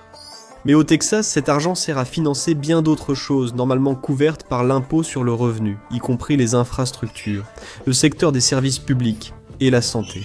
En conséquence, le Texas se classe relativement bas en matière d'éducation publique, avec des inquiétudes persistantes concernant à la fois la qualité et le contenu. Au cours des 15 dernières années, l'État a adopté une série de lois controversées qui définissent strictement ce que les élèves peuvent ou ne peuvent pas apprendre, en particulier sur des sujets qui pourraient entrer en conflit avec des croyances religieuses chrétiennes strictes. Dans certains cas, les écoles ont même reçu pour instruction de présenter des informations fausses ou trompeuses. Un exemple récent remonte au début de 2025, lorsque le Sénat du Texas a présenté 2 projets de loi, l'un exigeant que les 10 commandements soient affichés dans chaque salle de classe, et l'autre imposant un temps dédié à la prière pendant la journée scolaire. Lorsque les législateurs opposés au projet de loi ont fait valoir que cela viole les principes de séparation de l'Église et de l'État, la législature du Texas a répondu en les ignorant et en approuvant les projets de loi. Pour défendre le projet de loi, le sénateur Mays Middleton a déclaré, je cite, « Nos écoles ne sont pas des zones sans Dieu. » 166 responsables religieux et représentants des communautés juives, musulmanes, chrétiennes, sikhs et bouddhistes ont signé une lettre protestant contre le projet de loi sur les 10 commandements, mais cela n'a guère changé l'avis de la législature. Le Texas a aussi voté des lois donnant plus de pouvoir aux parents et conseils scolaires pour interdire des livres dans les bibliothèques scolaires. Ils ont souligné que cela visait simplement à empêcher les livres contenant des contenus grossiers. Mais de nombreux éducateurs craignent que cela n'interdise en réalité les livres contenant tout contenu lié au genre et à la sexualité qui pourrait être interprété comme allant à l'encontre des principes chrétiens. Et ils ont de bonnes raisons de craindre cela, étant donné que le Texas a également interdit les initiatives de diversité, d'équité et d'inclusion dans l'ensemble du système éducatif de l'État. Cela interdit toute formation ou programme évoquant la race, l'ethnicité, l'identité de genre ou l'orientation sexuelle, ce qui inquiète ceux qui craignent que cela complique la vie des élèves et des personnels éducatifs issus de minorités. Une vérité souvent répétée par les habitants du Texas est que, bien que l'État puisse être un endroit accueillant pour les croyants chrétiens, il peut être beaucoup plus difficile à vivre pour ceux qui ne sont pas religieux ou qui ne sont pas chrétiens du tout. C'est particulièrement vrai en dehors des grandes zones métropolitaines. PEN America a constaté que le Texas se classait au 3e rang du pays, en matière de livres interdits, avec 12 districts ayant interdit un total de 538 livres. Cependant, ce n'est pas faute d'avoir essayé. Les parents au Texas contestent souvent l'accès à certains livres dans les bibliothèques, l'État étant en tête des tentatives d'interdiction aux États-Unis. Il y a eu 93 tentatives distinctes d'interdire plus de 2300 titres de livres, rien qu'en 2022, compte tenu des interdictions de livres et des lois de l'État qui entravent l'éducation. Il n'est pas surprenant qu'une étude de WalletHub classe le Texas parmi les États les moins instruits, à la 41e place. L'État se classe également au 49e rang, en ce qui concerne le pourcentage de titulaires de diplômes aux États-Unis. Bien que les parents aient la possibilité d'envoyer leurs enfants dans des écoles à charte ou privées, ces dernières sont coûteuses, avec un coût moyen de 11 000 $ par an en frais de scolarité, et des frais bien plus élevés dans les grandes villes comme Dallas et Houston. Elles ne sont donc réellement accessibles qu'aux Texans aisés et de la classe moyenne supérieure, ce qui crée un grand fossé entre les riches et les pauvres, quant à ceux qui peuvent ou non se permettre une éducation décente. Les écoles à charte sont gratuites, mais elles ont leurs propres problèmes. Notamment, elles ne semblent pas rester ouvertes très longtemps. Entre 2020 et 2022, 55 écoles à charte du Texas ont fermé leurs portes. Même si la pandémie était en cours à ce moment-là, les élèves continuaient à suivre des cours en ligne, et les écoles publiques n'ont pas connu un taux de fermeture aussi élevé. Et le problème ne se limitait pas seulement aux années de la pandémie. L'Académie Jubilee de Highland Park à San Antonio a fermé seulement 2 semaines après le début de l'année scolaire 2023. 210 élèves se sont retrouvés sans solution, et les parents ont dû chercher en urgence des alternatives pour l'éducation de leurs enfants. Les données montrent qu'une école à charte sur 4 ferme dans les 5 ans suivant son ouverture, et qu'en 10 ans, 40% d'entre elles finissent par fermer. Les raisons incluent des effectifs insuffisants dans près de la moitié des cas, et la fraude ou la mauvaise gestion dans 21,6% des cas. En d'autres termes, le parent texan moyen se retrouve souvent coincé, devant choisir entre une école publique en difficulté qui impose la prière, une école privée coûteuse, ou une école à charte qui a une chance sur 2 de fermer en milieu d'année. Aucune de ces options n'est idéale, et pour beaucoup de familles, c'est un pari permanent. Mais au moins, ils paient moins d'impôts. Eh bien, tout ce que les Texans finissent par économiser en impôts, ils pourraient bien le payer en soins de santé. Le Texas compte un nombre incroyablement élevé de résidents non assurés, avec 21,7% des adultes sans assurance maladie en 2023. C'est à comparer à la moyenne américaine de 11%. Cela fait du Texas l'État, avec le pourcentage le plus élevé de résidents non assurés du pays. Donc, logiquement, l'État a choisi de ne pas étendre Medicare pour les couvrir, ce qui arrive lorsqu'un État n'aime pas les impôts. Si vous prévoyez de déménager, vous feriez mieux d'être prêt à payer pour une excellente assurance privée, ou à en avoir une fournie via votre emploi. Vous pouvez aller dans l'un des hôpitaux publics de l'État à la place, mais les soins de santé publique du Texas étaient classés 42e sur 50 États en 2020. Ils ne sont peut-être pas le meilleur choix, ce qui n'est pas surprenant vu leurs faibles recettes fiscales. Donc, beaucoup de gens au Texas n'ont clairement pas un accès décent aux soins de santé, et ce n'est pas la meilleure situation, parce que, eh bien, la santé au Texas n'est pas excellente. Le premier problème c'est, assez étonnamment, pour un État qui a beaucoup de grands espaces ouverts, la qualité de l'air. Le Texas est le cœur de l'industrie pétrolière et gazière des États-Unis, et de nombreux endroits qui dépendent de ces industries, en particulier dans l'ouest du Texas, figurent parmi les villes les plus polluées du pays. Vivre au Texas, surtout dans l'ouest, est difficile pour les personnes souffrant d'asthme ou de problèmes respiratoires. 2,3 millions de personnes au Texas vivent à moins d'un demi-mile, soit 0,8 km des exploitations pétrolières et gazières. Rejetant plus de 8500 tonnes, soit 7,7 millions de kilogrammes de pollution dans l'air, y compris des substances comme le benzène, le formaldéhyde, le méthane et bien d'autres encore. Une grande partie de l'ouest du Texas, y compris la plupart des comtés autour d'Odessa et de Midland, présente un risque de cancer qui dépasse le seuil de préoccupation de l'EPA. Et si cela ne suffisait pas, Dallas a été classée comme la 2e pire ville des États-Unis pour les personnes souffrant d'allergies en 2023, en raison de taux de pollen extrêmement élevés et des conditions généralement poussiéreuses de l'État. Beaucoup de personnes qui s'installent au Texas développent des allergies pour la première fois. Mais il existe des dangers bien plus graves que les éternuements, comme le cancer. À Odessa par exemple, qui a été principalement développé pour les travailleurs de l'industrie pétrolière, la quantité de pollution dans l'air est stupéfiante. Les analystes de la qualité de l'air ont découvert que les niveaux de sulfure d'hydrogène étaient 82 fois supérieurs au niveau acceptable pour les zones résidentielles, ce qui fait que tout sent l'œuf pourri en plus de vous tuer lentement de l'intérieur. En fait, Il est fortement conseillé aux habitants de ne même pas boire l'eau. Mais ce n'est qu'un des nombreux problèmes du Texas. Il n'est donc pas surprenant que l'État compte certaines des villes les moins saines du pays. En 2023, l'État affichait un taux d'obésité de 35,5%, ce qui n'est pas le pire du pays, mais loin d'être le meilleur non plus, le plaçant au 18e rang à l'échelle nationale. En 2021, l'État était également classé 18e au niveau national pour les taux de mortalité ajustés selon l'âge. Les habitants locaux avaient aussi un taux de maladie cardiaque, près de 4% supérieur à celui de la population générale des États-Unis.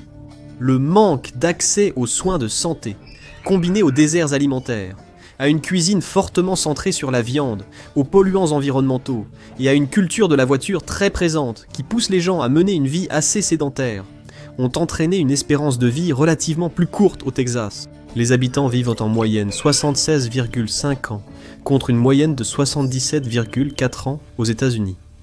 En parlant de la culture de la voiture, il y a une dépense à laquelle la plupart des Texans ne peuvent pas échapper: posséder une voiture et payer l'essence. Même dans des villes immenses comme Houston et Dallas, les options de transport en commun sont limitées. En conséquence, 93% des foyers du comté de Harris, où se trouve Houston, et 95,4% à Dallas possèdent une voiture, ce qui les place parmi les zones au taux de motorisation le plus élevé de toutes les régions métropolitaines des États-Unis.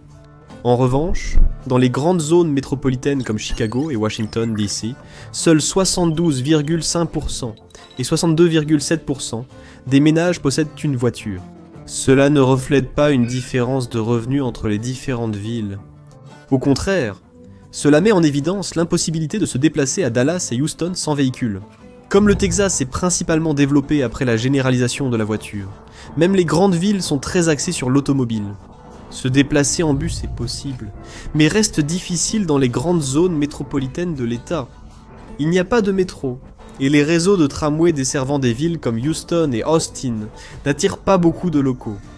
La bonne nouvelle, c'est que l'essence est généralement assez bon marché au Texas, grâce à la production locale importante. Le prix moyen à la pompe est de 2,76 $ par gallon, contre une moyenne nationale de 3,18 $ à la fin du mois de mai 2025.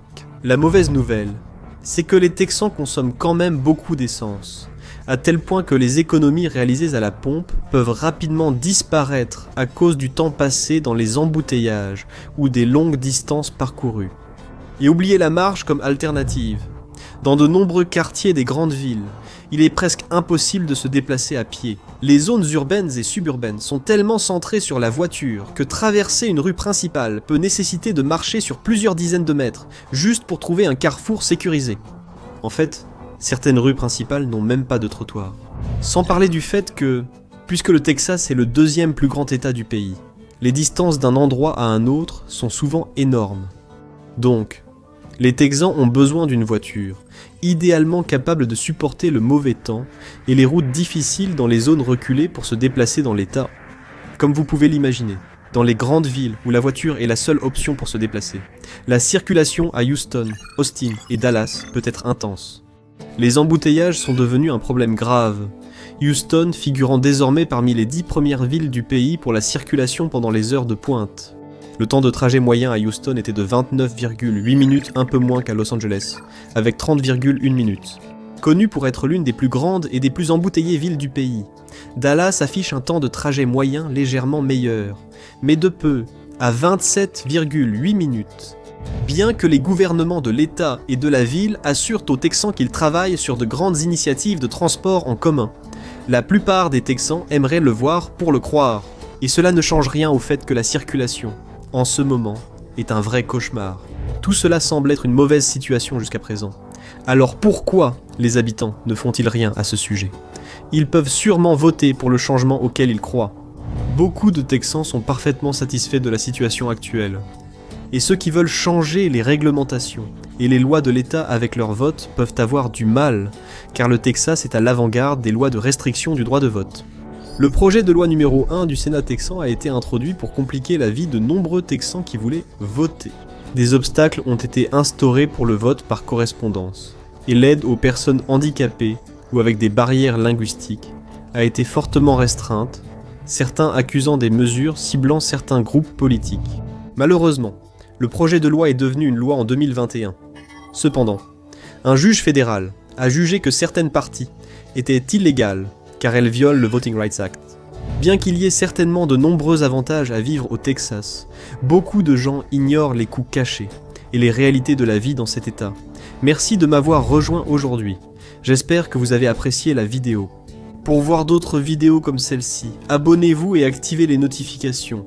Cela fait vraiment la différence. Merci et à bientôt sur MapPack.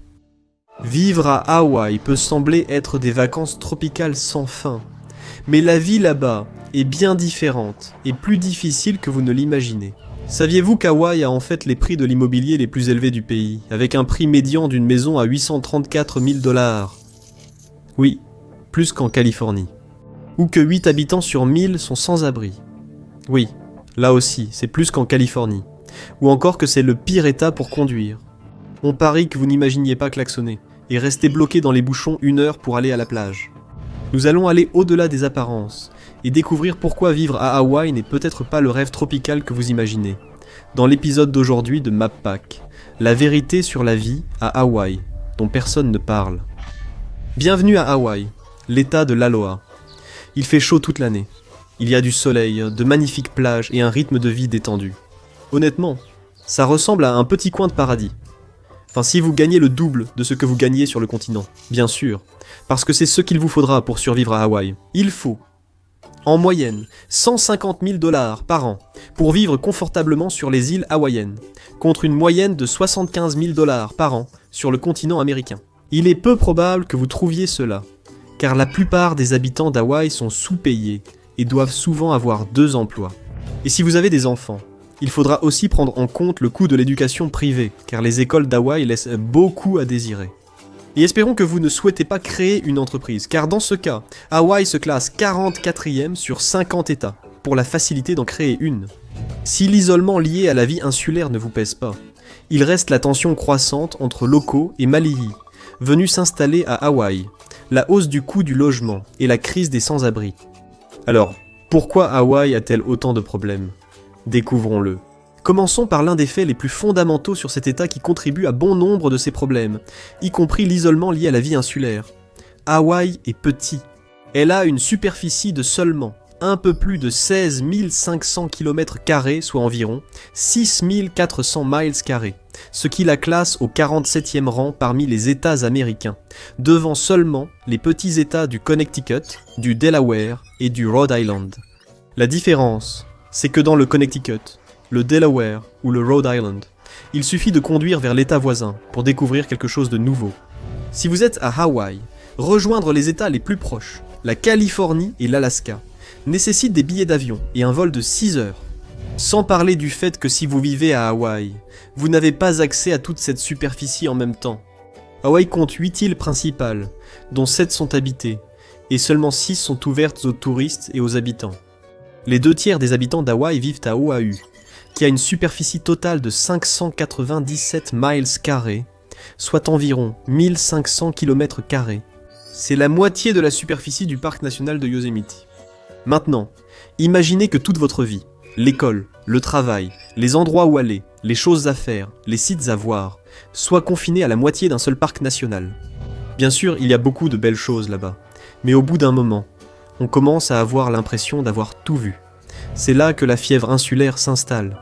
Le centre de conseil en bien-être à Hawaï le décrit ainsi. La fièvre insulaire, ou rock fever, est un terme utilisé pour décrire le sentiment d'agitation, d'isolement et d'ennui ressenti par les personnes vivant sur des îles.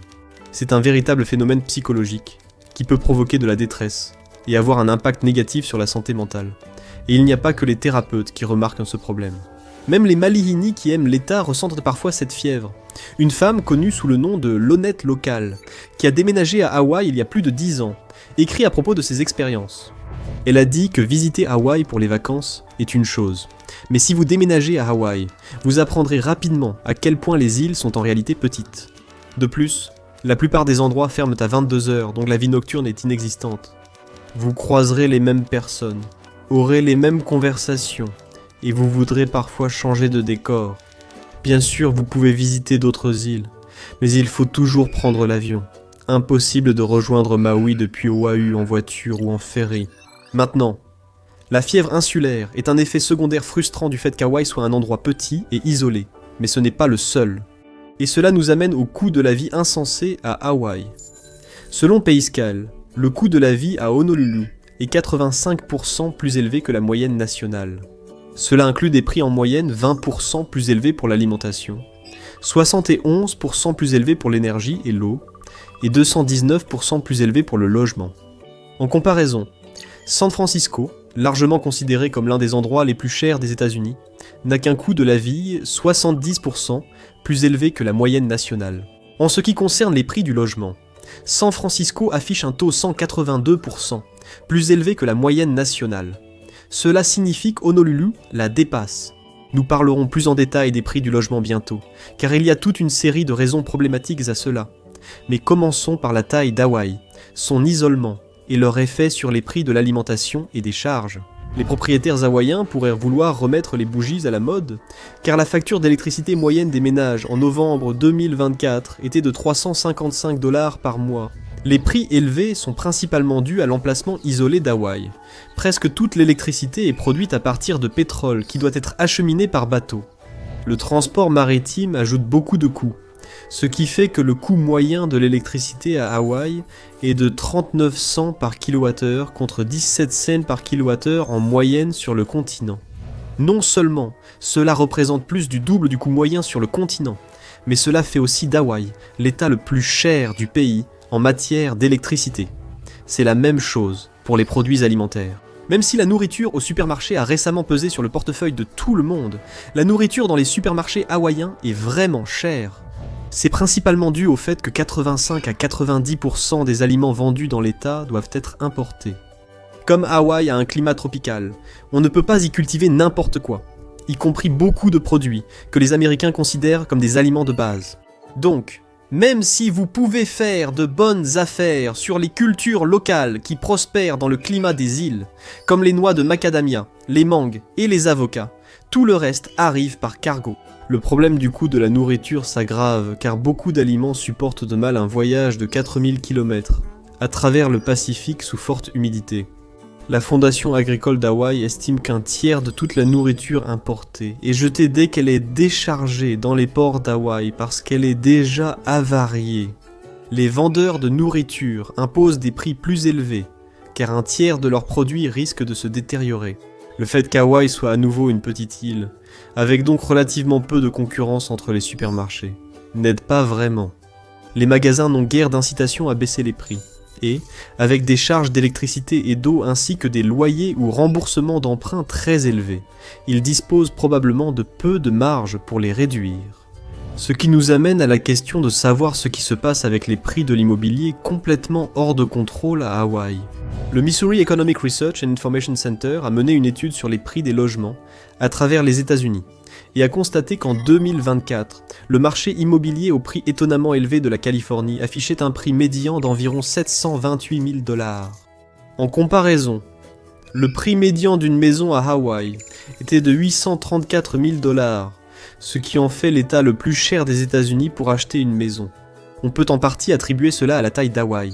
L'espace est limité, et une grande partie, 48% pour être précis, est une terre protégée. Mais il y a bien plus que ça. Beaucoup de gens veulent vivre à Hawaï, surtout les personnes riches.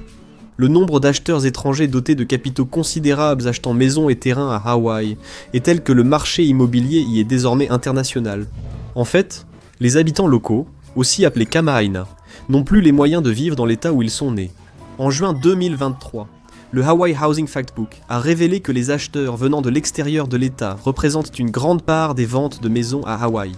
Ils totalisent plus de la moitié des ventes d'appartements en copropriété sur les îles voisines. Le chef économiste d'Hawaï a constaté que 24% des maisons hawaïennes vendues entre 2010 et 2020 ont été achetées par des résidents venant de l'extérieur de l'État et 4% ont été achetées par des étrangers. Oahu avait en fait la plus faible part d'acheteurs étrangers, en partie à cause de sa taille relativement grande, mais dans les îles voisines de Maui, Kauai et la Grande Île, plus de 40% des achats provenaient de résidents venant de l'extérieur de l'État.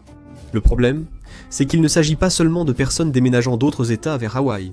Le gouverneur Josh Green a annoncé que 52% des 89 000 locations de courte durée à Hawaï appartiennent à des résidents hors de l'État qui en tirent des revenus, ce qui signifie que cet argent quitte l'État et que les propriétaires n'y vivent même pas. Certaines personnes et des groupes de défense soulignent qu'Hawaï a beaucoup de lourdeurs administratives qui contribuent à la crise du logement. Seulement 5% des terres sont constructibles, et la majorité des terrains d'Oahu est réservée aux maisons unifamiliales, limitant le nombre de personnes qui peuvent y vivre. D'autres affirment qu'à chaque fois qu'Hawaï autorise la construction de nouveaux logements, la demande internationale augmente encore plus vite. Souvent, les acheteurs internationaux ne s'intéressent même pas à la maison. Ils veulent seulement le terrain et démolissent souvent les maisons pour construire les leurs, bien plus chères, ce qui augmente la valeur des propriétés pour tous. Le Civil Beat d'Honolulu déclare, je cite, « Les acheteurs et investisseurs extérieurs ont fait grimper nos prix de l'immobilier de 700 000 à 800 000 $ au-dessus de ce qu'ils seraient si le marché était fondé sur les salaires locaux. Les acheteurs locaux n'ont aucune chance. » Bien que cela semble avantageux pour les propriétaires hawaïens souhaitant vendre, c'est une mauvaise nouvelle pour ceux qui veulent quitter la maison familiale et acheter leur première maison. C'est un problème courant chez les jeunes aux États-Unis.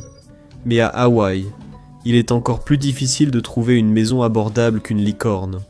Et pour les propriétaires locaux qui ne veulent pas vendre, c'est une très mauvaise nouvelle, car leurs impôts fonciers augmentent d'année en année, et beaucoup de gens n'ont pas l'argent pour les payer.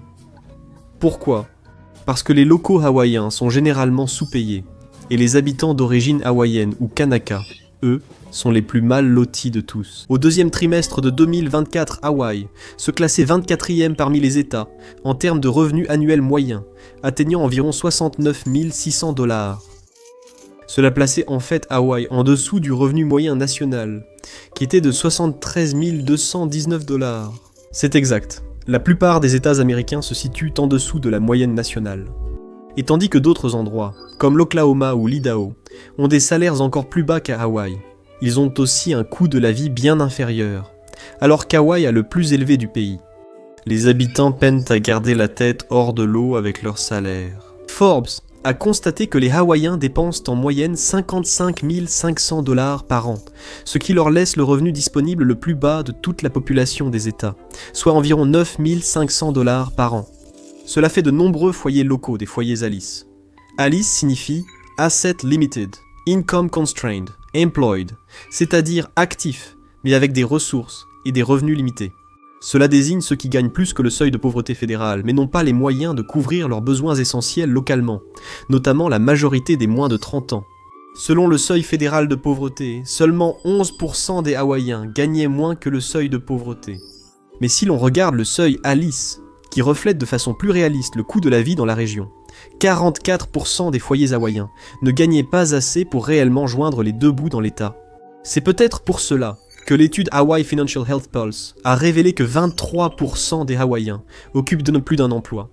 Mais pourquoi les salaires sont-ils si bas dans un endroit aussi cher ? Eh bien, cela tient d'abord au fait qu'une grande partie du coût de la vie locale n'a rien à voir avec les salaires locaux, mais plutôt avec les acheteurs étrangers de maisons et le fait qu'Hawaï doit absolument tout importer du continent. En gros, l'offre et la demande ne fonctionnent tout simplement pas à Hawaï. Mais cela a aussi beaucoup à voir avec la principale industrie de l'île, le tourisme. Voici le problème. Même si votre Mai Tai et votre chambre dans un complexe 4 étoiles peuvent effectivement coûter très cher, cet argent ne va pas aux travailleurs parce que le tourisme ne paie tout simplement pas bien. Beaucoup de ces emplois sont des emplois de service de premier échelon qui n'offrent pas beaucoup de possibilités d'évolution, du moins pas pour la majorité des personnes qui les occupent. Une étude de l'Université d'État de Floride, publiée dans le Tourism Management Journal, montre que les travailleurs du tourisme sont non seulement mal payés, mais touchent aussi les plus faibles revenus hebdomadaires de tous les secteurs. L'étude a analysé les données salariales aux États-Unis entre 2006 et 2018 en examinant plus d'une douzaine de secteurs. Tark Dogrom, professeur adjointe à l'école d'hôtellerie, a déclaré que le salaire hebdomadaire moyen était de 710 $, tous secteurs confondus, dans les années 2010 quand ce montant avait encore de l'importance. Le salaire hebdomadaire moyen dans les secteurs des loisirs et de l'hôtellerie était de 311 $. C'est moins de la moitié du salaire global. De plus, les salaires dans l'hôtellerie ne suivent ni l'inflation, ni la hausse générale des salaires. Dogrum a constaté que chaque dollar d'augmentation salariale dans l'économie ne se traduisait que par 81 cents de hausse dans les loisirs et l'hôtellerie. C'est en partie la raison pour laquelle de nombreuses personnes qui travaillent dans les secteurs des loisirs et de l'hôtellerie dans d'autres États considèrent leur emploi comme temporaire, ou peut-être comme un premier emploi à faire lorsqu'ils sont jeunes. Mais à Hawaï, où l'économie dépend tellement du tourisme pour survivre, il n'y a souvent pas beaucoup d'autres bons emplois vers lesquels les gens peuvent se tourner à la place. Le département des affaires, du développement économique et du tourisme d'Hawaï a constaté que si l'on incluait les impacts directs, indirects et induits de l'industrie, le tourisme contribuait à 23,6% de l'économie totale de l'État. Sur les îles très dépendantes du tourisme comme Maui, l'industrie est encore plus importante. Le tourisme contribue à 37,8% de l'économie de Maui. Le même département a analysé les salaires du tourisme dans leur État et a confirmé que la situation était similaire au reste des États-Unis. Un groupe, les Hawaïens autochtones, était désavantagé. Le salaire moyen dans le secteur du tourisme entre 2017 et 2021 était de 44 000 $ par an, soit des dizaines de milliers de dollars en dessous du salaire moyen général à Hawaï. Mais les Hawaïens autochtones gagnaient encore moins que cela, avec un salaire moyen dans l'industrie du tourisme d'environ 39 000 $, soit 12% de moins que le salaire moyen du secteur touristique. L'État dépend clairement du tourisme et offre de nombreuses opportunités d'emploi dans ce secteur. Mais il est également évident que le tourisme ne donne pas aux habitants beaucoup de possibilités d'évoluer vers un salaire leur permettant de survivre. Sans parler du fait que le système fiscal d'Hawaï est absolument terrible pour les personnes à faible revenu. C'est le 3e pire État des États-Unis en ce qui concerne la taxation des familles aux revenus les plus faibles. Les 20% des personnes ayant les revenus les plus bas sont imposées à 14,1%. C'est encore plus frustrant quand on découvre que le 1% le plus riche à Hawaï est imposé à 10,1%. Ce système réduit encore davantage le salaire net de nombreux Hawaïens, en particulier ceux qui sont déjà les plus vulnérables à la pauvreté. Et ce n'est loin d'être le seul problème causé par le tourisme, comme vous allez bientôt le voir. Maintenant, vous vous dites peut-être, d'accord, si le tourisme offre de faibles salaires, pourquoi plus d'Hawaïens n'essaient-ils pas de créer leur propre entreprise pour avoir plus de possibilités de développement? Et la réponse, c'est que ce n'est pas très facile de créer une entreprise à Hawaï. WalletHub a classé Hawaï au 44e rang sur 50 États en ce qui concerne la création d'entreprises. Lancer une entreprise coûte assez cher, et le marché ainsi que la clientèle potentielle s'élèvent à 1,44 million de personnes au total, en raison de la géographie et de la population relativement faible des îles. Ainsi, les habitants d'Hawaï peinent davantage à créer des entreprises susceptibles d'augmenter leurs revenus. Si l'entrepreneuriat reste inaccessible à beaucoup, faire de bonnes études pourrait permettre d'obtenir un emploi mieux rémunéré. Mais Hawaï est classé bien en dessous de la moyenne en matière d'éducation publique, 37e sur 50 États, pour être exact. Selon un média local qui a rapporté les problèmes éducatifs d'Hawaï, l'État n'a pas investi dans l'apprentissage virtuel et l'éducation numérique dans la même mesure que les autres États américains. Il y a également un manque général de méthodes éducatives innovantes ou d'enseignements alternatifs comme les écoles Montessori. C'est sans doute pourquoi de nombreux habitants d'Hawaï inscrivent leurs enfants dans des écoles privées. En fait, Hawaï et Washington, D.C., ont le pourcentage le plus élevé de fréquentation des écoles privées dans le pays, à égalité avec 17% des élèves locaux qui vont dans des écoles privées plutôt que publiques. Étant donné que les frais de scolarité moyens des écoles privées de l'État s'élèvent à environ 14 800 $ par an en 2025, cela représente un fardeau financier pour les familles hawaïennes. Et c'est un obstacle supplémentaire à la création d'opportunités pour les familles de différentes classes socio-économiques. Mais au moins, tout le monde peut profiter de la beauté naturelle de l'île, n'est-ce pas? Le fait qu'Hawaï soit une destination aussi attrayante rend la vie locale insupportable pendant la haute saison touristique, qui dure généralement de décembre à avril. Les habitants organisent leur vie et leurs courses en fonction des heures de pointe pour éviter les files d'attente et la circulation causée par plus de 10 millions de visiteurs annuels sur l'île. Et les îles sont si petites qu'il est presque impossible d'éviter complètement les touristes. Votre trajet pour aller au travail, à l'école, à la banque, au supermarché ou pour rentrer chez vous va probablement croiser une artère principale fréquentée par des touristes. En fait, une autre étude de WalletHub a révélé qu'Hawaï était l'État où il est le plus difficile de conduire parmi les 50 États désolés pour les New-Yorkais et les Angelenos qui pensaient avoir remporté ce titre. Cela peut surprendre ceux qui n'y ont jamais vécu. Mais cela a du sens si l'on considère qu'il y a relativement peu de kilomètres de route en raison de la petite taille des îles. Il y a aussi peu de transports en commun, à part quelques bus publics, qui sont généralement lents et difficiles à utiliser, surtout en dehors d'Oahu. Cela signifie qu'en plus de toutes les voitures de location des touristes qui occupent les routes, presque chaque foyer hawaïen possède au moins une voiture, voire plus, pour que plusieurs membres de la famille puissent aller au travail, en cours, etc. C'est un autre fardeau financier qui s'ajoute au coût de la vie, ce qui finit par encombrer les routes principales. En fait, la dernière enquête montre que les foyers hawaïens possèdent en moyenne 2 voitures chacun.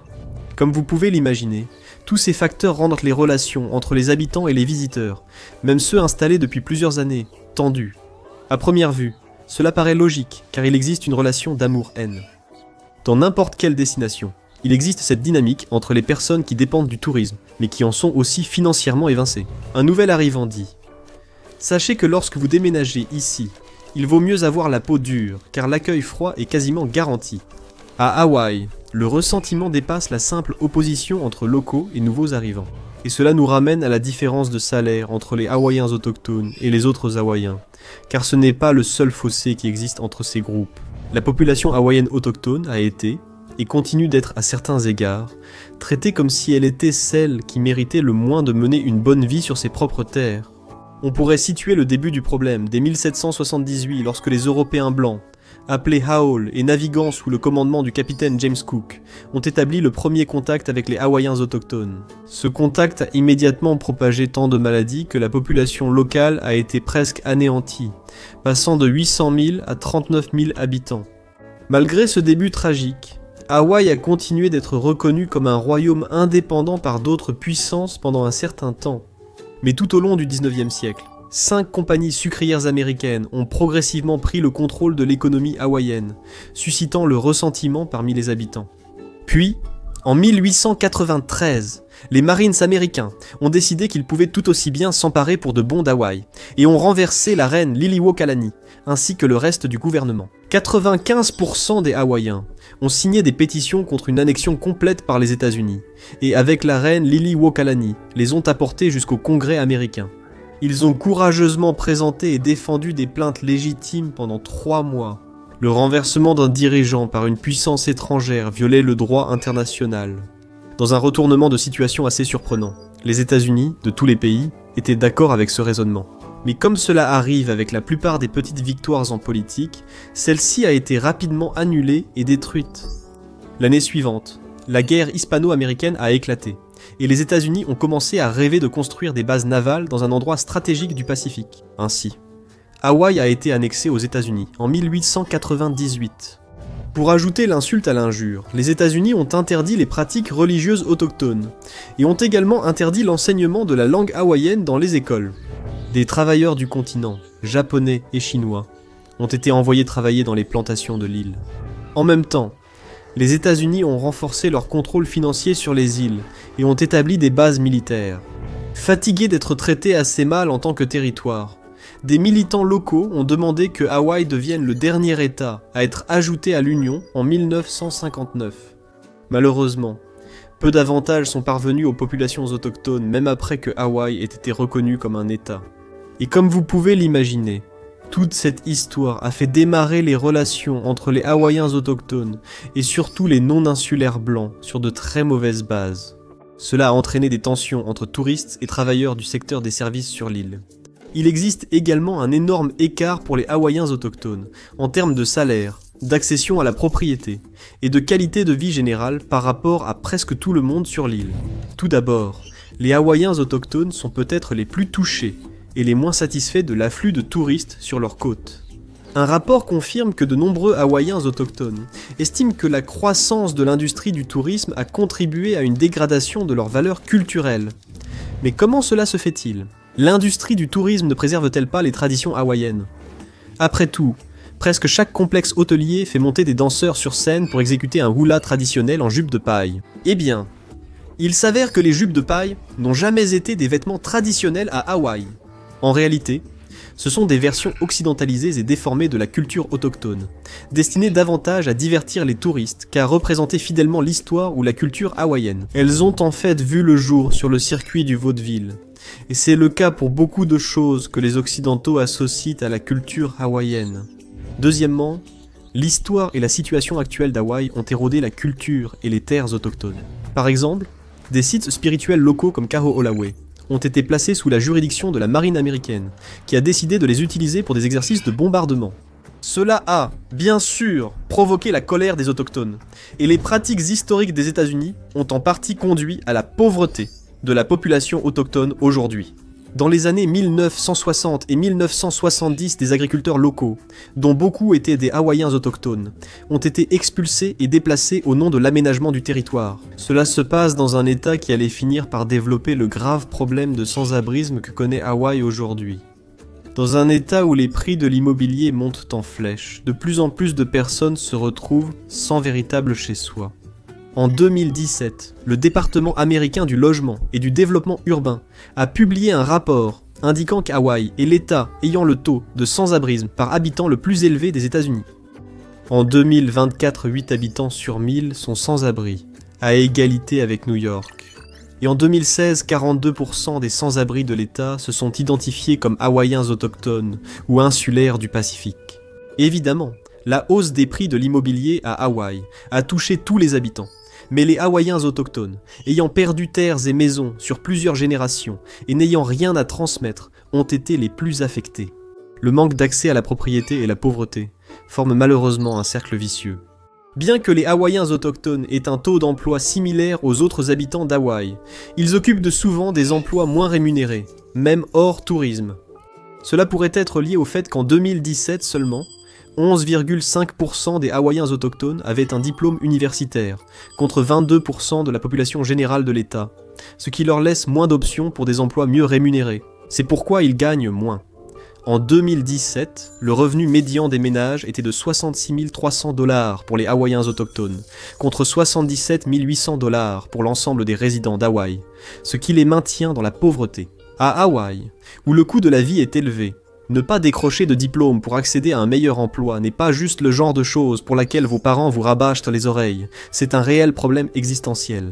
Comme le dit le professeur Jonathan Okamura de l'université d'Hawaï, on pourrait penser qu'avoir un emploi à temps plein vous éviterait de devenir sans-abri, mais ce n'est pas le cas. La lutte pour survivre à Hawaï est bien réelle. Cette pression économique constante peut aider à expliquer pourquoi les Hawaïens autochtones sont confrontés à des taux alarmants de toxicomanie et d'incarcération. Mais ils souffrent aussi de certains des pires taux de mortalité et de morbidité, non seulement dans l'État, mais dans tout le pays. De nombreux peuples autochtones réclament encore la restitution de leurs terres, avec ou sans compensation, bien que cela n'ait pas encore eu lieu. En 1993, les États-Unis ont présenté des excuses aux Hawaïens autochtones pour avoir renversé leur reine, 100 ans après que cela se soit produit. Ils ont également reconnu que les Hawaïens n'avaient jamais abandonné volontairement leurs terres. Et c'est tout pour le moment.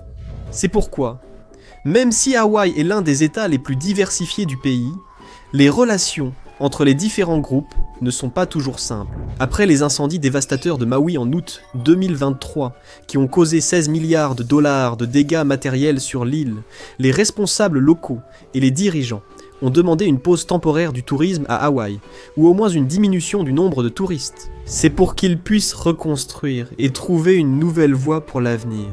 Mais même s'il y a eu un ralentissement temporaire de l'afflux sur l'île, il semble que les arrivées de touristes aient rapidement repris et soient revenus au niveau d'avant les incendies, en 2025.